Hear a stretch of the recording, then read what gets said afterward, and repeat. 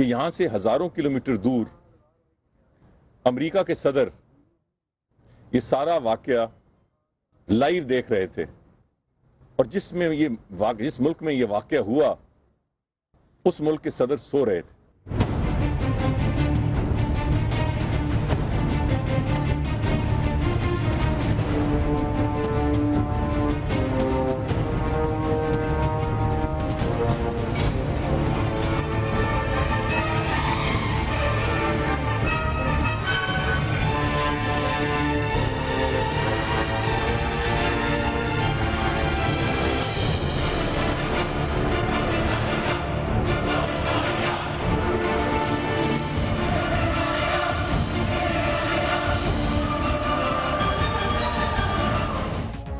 السلام علیکم ناظرین، میں ہوں فریحہ ادریس۔ 2 مئی کی رات پاکستان میں کیا ہوا یہ ہم آپ کو آج بتائیں گے کہ اسامہ بن لادن مارا کیسے گیا، مگر سوال یہ ہے کہ اسامہ بن لادن پاکستان میں آیا کیسے، اور آخر میں کیا وجہ ہے کہ United States of America Osama bin Laden کی تصاویر جاری نہیں کر رہا۔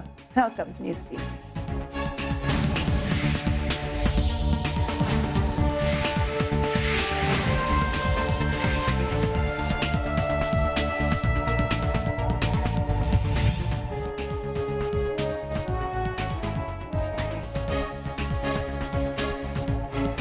گئے دنوں کا سراغ لے کر کہاں سے آیا، کدھر گیا وہ، عجیب مانوس اجنبی تھا، مجھے تو حیران کر گیا وہ۔ یہ شعر تو کسی اور موقع پر کہا گیا ہے، مگر اسامہ بن لادن کا معاملہ سن کر یہ ہم کو آج یاد آ گیا کہ وہ ایسا اجنبی تھا جس کی آمد پر تو ہم حیران ہیں ہی، اس کے جانے پر بھی ہم حیران ہیں، اور اس بات پہ بھی حیران ہیں کہ وہ کیسا ہمارا شہری تھا، کیونکہ 5 سال تو ہمارے ملک میں رہ ہی گیا تھا کہ کسی کو بھی اس کی کوئی کانوں کان خبر ہی نہ ہو سکی۔ بہت سے سوالات اسامہ بن لادن کے حوالے سے پوری دنیا میں اٹھائے گئے اور نیوز بیٹ کے پلیٹ فارم سے بھی اٹھائے گئے، مگر سب سے پہلے ہم آپ کو آج سکھاتے ہیں اپنی معلومات کی بنا پر کہ اسامہ بن لادن کو کس طریقے سے ہلاک کیا گیا۔ نگرانی کے بعد 40 سے 60% تک شک ہو چلا تھا کہ اسامہ بن لادن پاکستان کے شہر ایبٹ آباد میں اسی گھر میں مقیم ہے، مگر مسئلہ یہ تھا کہ اس گھر سے کوئی بھی باہر نہیں آتا تھا۔ آخر ایک بار ایک شخص کو اس گھر کے اندر سے نکل کر صحن میں ٹہلتے ہوئے دیکھا گیا، جیسے کہ وہ ایکسرسائز کر رہا ہو، مگر یہ بتانا ممکن نہیں تھا کہ اس کا قد اسامہ بن لادن جتنا ہی ہے۔ تصاویر سے ماہرین نے اندازہ لگایا کہ اس گھر میں رہنے والے افراد کے رہن سہن کا انداز اور تعداد بالکل وہی ہے جو اسامہ بن لادن کے خاندان کی ہے، اور وہ لوگ کبھی بھی اس قلعہ نما عمارت سے باہر نہیں نکلتے۔ ان تمام معلومات کے بعد امریکی حکومت نے اس عمارت میں آپریشن کا فیصلہ کیا۔ اس آپریشن کی نگرانی خود امریکی صدر اوباما کر رہے تھے، جو اس سارے آپریشن کو براہ راست بھی دیکھ رہے تھے، اور ان کے چہروں سے وہ بے چینی ظاہر ہو رہی ہے جو اتنے اہم شخص کی گرفتاری کے لیے پاکستانی حکام کو بتائے بغیر کیا جا رہا تھا۔ صدر اوباما کو آپریشن کی تفصیلات CIA کے سربراہ لیون پنیٹا بتا رہے تھے، جو افغانستان میں اس آپریشن کے انچارج وائس ایڈمرل ولیم میکریون سے رابطے میں تھے۔ اطلاعات کے مطابق 4 ہیلی کاپٹرز، جن میں 2 چنیوک اور 2 بلیک ہاکس تھے، جلال آباد سے اڑے اور 160 میل دور ایبٹ آباد میں اسامہ بن لادن کے گھر پہنچے۔ بلیک ہاک ہیلی کاپٹرز میں امریکی سیل کے 25 کمانڈوز سوار تھے۔ چنیوک بیک اپ اور ہوا میں ری فیولنگ کے لیے ساتھ تھے۔ پلان کے مطابق کمانڈوز کو اسامہ کی گھر کی چھت پر رسوں کی مدد سے اترنا تھا اور کارروائی کرنی تھی، مگر کیونکہ ایک ہیلی کاپٹر اترتے وقت گھر کی دیوار سے ٹکرانے کی وجہ سے گر کر تباہ ہو گیا تو پلان B کرنا پڑا۔ کمانڈوز نے گھر کی دیوار کو دھماکے سے تباہ کر دیا اور اندر داخل ہو گئے۔ 25 منٹ ہو گئے تھے اور لیون پنیٹا اور صدر اوباما کو کوئی اطلاع نہیں آئی تھی۔ 30 سے 35 منٹ کا آپریشن 40 منٹ تک پہنچ گیا۔ کمانڈوز فائرنگ کرتے ہوئے سیڑھیوں سے اوپر کی منزل میں اسامہ کے بیڈ روم تک پہنچ گئے۔ وہاں ان کے سامنے اسامہ بن لادن تھا، مگر کمرے میں موجود ایک خاتون اس کے سامنے آ گئی، جسے کمانڈوز نے ٹانگ میں گولی مار دی، اور اسامہ کے پاس کوئی ہتھیار نہیں تھا۔ کمانڈوز نے اسامہ کو 2 گولیاں ماری۔ آخرکار ولیم میکریون کی طرف سے پیغام آیا کہ جرانیمو EKIA which means enemy killed in action، یعنی اسامہ مارا گیا۔ کمانڈوز مشن مکمل کر کے واپس ہوئے، اور اس سے پہلے کہ پاکستانی فوجی جیٹ حرکت میں آ کر ان کے نامعلوم ہیلی کاپٹرز پر حملہ کرتے، وہ وہاں سے نکل چکے تھے۔ یہ تو ہم نے آپ کو واقعات سنائے جو کہ امریکن ورژن ہیں یا ادھر کے معاملات ہیں، مگر پاکستان میں کیا ہو رہا تھا؟ اس آپریشن کے دوران پاکستان کی اعلیٰ فوجی حکام کو ایک کال موصول ہوئی جس میں اطلاع دی گئی کہ کاکول ملٹری اکیڈمی کے پاس ایک ہیلی کاپٹر گر کر تباہ ہو گیا ہے۔ اس پر آرمی چیف کے ذہن میں پہلا خیال تو یہی آیا کہ کوئی پاکستانی ہیلی کاپٹر ہوگا، مگر پھر خیال یہ آیا کہ رات کے وقت پرواز کرتے والے پاکستانی ہیلی کاپٹر تو گنے چنے ہیں، اور پھر اطلاع ملی کہ اپنا کوئی ہیلی کاپٹر تباہ نہیں ہوا اور نہ ہی اس وقت فضا میں اڑا۔ اس پر ذہن اس طرف گیا کہ کہیں ہماری ایٹمی تنصیبات کے خلاف کارروائی کرنے کی کوئی کوشش تو نہیں کر رہا۔ اس پر فوراً پاکستانی ایئر فورس کو حرکت میں آنے کا کہا گیا، اور جو اطلاعات ہیں اس کے مطابق ہمارے آرمی چیف نے ایئر فورس چیف کو فون کیا۔ ان کی فون کال کی تقریباً 1 منٹ کے بعد ایئر فورس کے جہاز حرکت میں آ گئے۔ پاکستان کے 16 طیارے فضا میں بلند ہوئے، مگر اس وقت تک بہت دیر ہو چکی تھی اور امریکی ہیلی کاپٹر اپنا مشن مکمل کر کے واپس جا چکے تھے۔ پاکستانی فوج حرکت میں آئی اور ایبٹ آباد میں اس کمپاؤنڈ میں پہنچ کر اس جگہ کو گھیر لیا۔ وہاں موجود اسامہ کی بیوی اور بچوں کو اپنی تحویل میں لے لیا گیا۔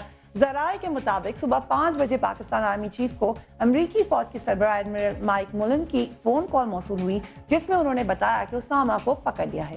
اس پر آرمی چیف نے انہیں مبارکباد دی، پھر انہیں بتایا کہ اسامہ مارا گیا ہے۔ اس کے بعد آرمی چیف نے ان سے پاکستان کی حدود کی خلاف ورزی اور قومی سالمیت کے معاملے پر احتجاج کیا۔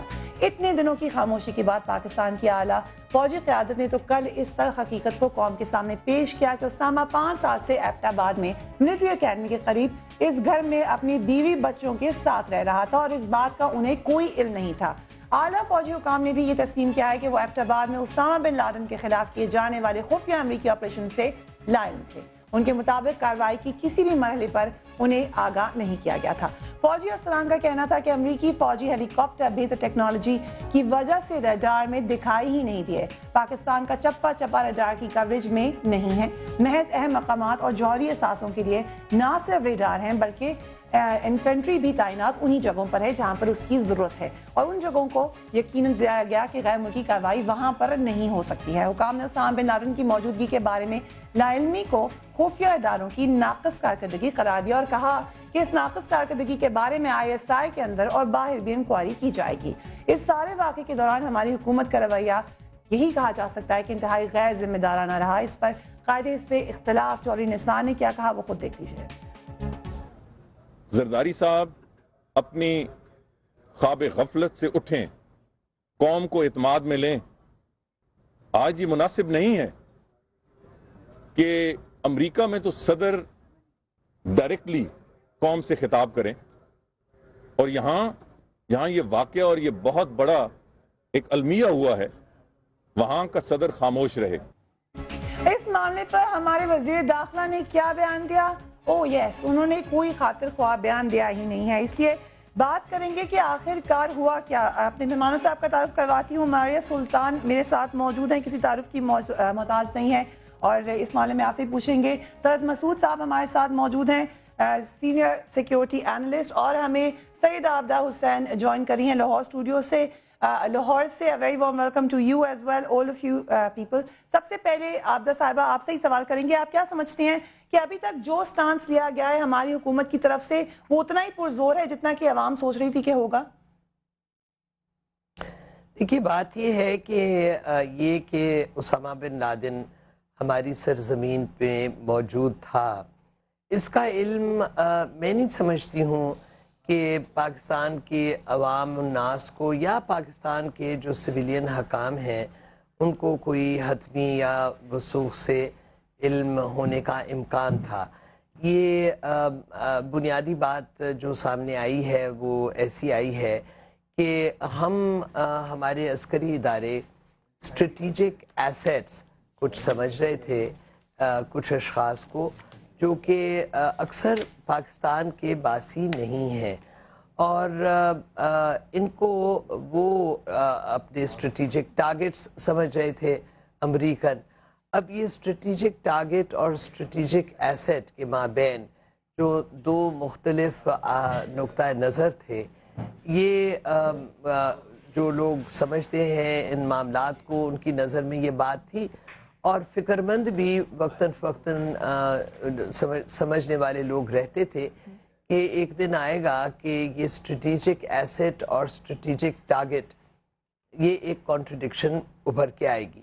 اب اسامہ بن لادن اگرچہ وہ ہمارے ملک میں غالباً کچھ عرصہ سے رہ رہے تھے لیکن وہ ہیں تو سعودی عرب کے رہنے والے, پاکستانی تو تھے نہیں. عابدہ صاحبہ کچھ عرصے سے نہیں, جو معلومات ہیں وہ 5 سال سے رہ رہے تھے یہاں پر. ٹھیک ہے, لیکن 5 سال میں آپ پاکستانی تو نہیں بن جاتے نا. ان کی پیدائش سعودی عرب میں ہوئی, ان کا بود و باش سعودی عرب کا, ان کی پرورش سعودی عرب کی. تو اگر وہ یہاں آ کے انہوں نے, سعودیوں نے ان کو اپنے سر سے اتارا اور وہ یہاں پہ تھے یا جو بھی وقوع تھا, وہ تو اصل میں مجاہدین کے بریگیڈز بنائے گئے تھے جب روس کے خلاف.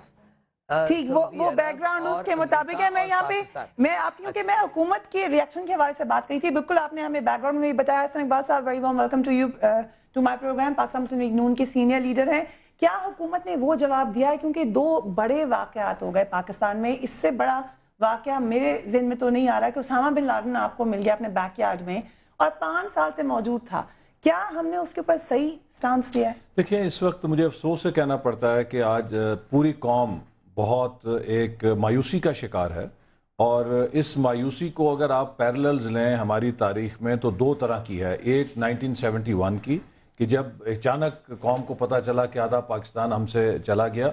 ہمیں ہماری سیاسی اور عسکری قیادت نے بھرپور یقین دہانی کرائی تھی کہ جو امریکہ کے ساتھ ہمارے ٹرمز آف انگیجمنٹ ہیں اس میں نو بوٹس آن دا گراؤنڈ, یہ ایک بہت سالم اس کا ایک حصہ تھا. اس پوری اسٹرکچر کا, پلیٹ فارم کی ایک بنیاد اس پہ تھی کہ پاکستان کے اندر کوئی غیر ملکی کارروائی نہیں ہو سکتی. دوسری چیز آپ کو پتہ ہے کہ جس طریقے کے بعد ہمیں کارگل کے بعد ایک بین الاقوامی سطح پر دباؤ کا سامنا کرنا پڑا کہ جہاں پر ہم بہت امبیرسڈ لگ رہے تھے. میں برسلز میں تھا ایک یورپین یونین کی کانفرنس میں, تو جب یہ نیوز بریک ہوئیں اور اس کے بعد جو بین الاقوامی میڈیا کا اور بالخصوص بھارت نے اور افغانستان نے اور باقی امریکہ کے اندر بھی کچھ میڈیا کے لوگوں نے جس طرح کے الزامات لگائے, اور خود سی آئی اے کے ڈائریکٹر دیکھیں نا جس طرح انہوں نے کہا کہ جی آپ واضح کریں کہ آپ کی نااہلی ہے یا آپ اکمپلسڈ ہے, کہ ویدر یو آر انکمپیٹنٹ اور یو آر اکمپلسڈ یا دھوکے باز تھے. ٹھیک ہے, دوسری بات جو بہت ہی پریشان کن ہے کہ انہوں نے واضح طور پہ کہا کہ ہم نے پاکستان کو اس لیے نہیں بتایا کہ ہمیں یہ خطرہ تھا کہ یہ انفارمیشن لیک ہو جائے گی, لہٰذا امریکہ جو کہ ہمارا سب سے اسٹریٹجک پارٹنر ہے اس کے ساتھ ہمارا اس حد تک بھی ٹرسٹ ڈیفیسٹ نہیں ہے کہ وہ ہمیں کسی سینسٹیو انفارمیشن کے لیے ٹرسٹ کر سکیں. اب جو ایک ہم تو پاکستانی ہیں, آپ امیجن کیجئے کہ جو پاکستانی بیرون ملک رہتے ہیں یا جو نان پاکستانی کوئی دنیا کے لوگ ہیں, وہ جب یہ چیزیں دیکھتے ہیں تو پاکستان کے بارے میں کیا رائے یہی سب سے امپورٹنٹ بات ہے, اور خود پاکستان میں اس وقت لوگوں کی رائے کیا بن رہی ہے. اور اس میں میں ایک بات ہی کہوں گا, دیکھیے جب اتنا کچھ ہو گیا, جو اس سے بھی زیادہ افسوسناک بات ہے کہ 72 آورز گزر گئے, کسی کی کان پہ جوں تک نہیں رہیں گی. حالانکہ امریکہ کے صدر نے رات کو تقریر کر دی, وزیر اعظم صاحب آرمی چیف کو ایکسٹینشن دینے کے لیے تو رات 12-1 بجے قوم کو جگا کے اعلان کر سکتے ہیں. اتنا بڑا جب ایک واقعہ ہوا, اس میں 2 باتیں ہیں, اسامہ بن لادن کو انہوں نے پکڑا, وہ ان کے مجرم تھے, وہ علیحدہ تھے, لیکن پاکستان کی انٹروژن اس کے بارے میں تو آپ قوم سے کوئی اعتماد میں لیتے, کوئی اپنا موقف لے کر آتے, جو کہ ابھی تک قوم فیل کریے کہ نہیں. لیکن طارق مسعود صاحب, اس میں بہت سی نئی باتیں پتہ چلی, نئی باتیں, کم سے کم میرے لیے وہ بہت نئی باتیں ہیں. کیا ہماری ایئر اتنی غیر محفوظ ہے کہ آپ کی ایک سائڈ کے بارڈر پہ کوئی ریڈار نہیں چل سکتا؟ نہیں, میرے خیال میں ایسے ہے کہ ریڈارز جو ہیں وہ اس صورت میں چلتے ہیں اور اس جگہوں کو کور کرتے ہیں نارملی جس کا وہ ان کو خطرہ ہوتا ہے کہ ان پر انویژن یا ایگریشن کی پاسبلٹی ہے. جیسے ہمارے نیوکلیئر انسٹالیشنز ہو گئے, یا ہمارے مشرقی بارڈرز میں کچھ ایسے علاقے ہیں جہاں وہ ویجیلنس زیادہ رکھتے ہیں, دیکھتے ہیں کہ یہاں ٹروپس وغیرہ. تو ہم نے مغربی بارڈر کو اگنور کیا مشرقی بارڈر کی وجہ سے. یہ نہیں ہے, دیکھیے ہر چیز کی ایک لمٹس ہوتی ہیں, مطلب یہ کہ اپنے ریسورسز کی.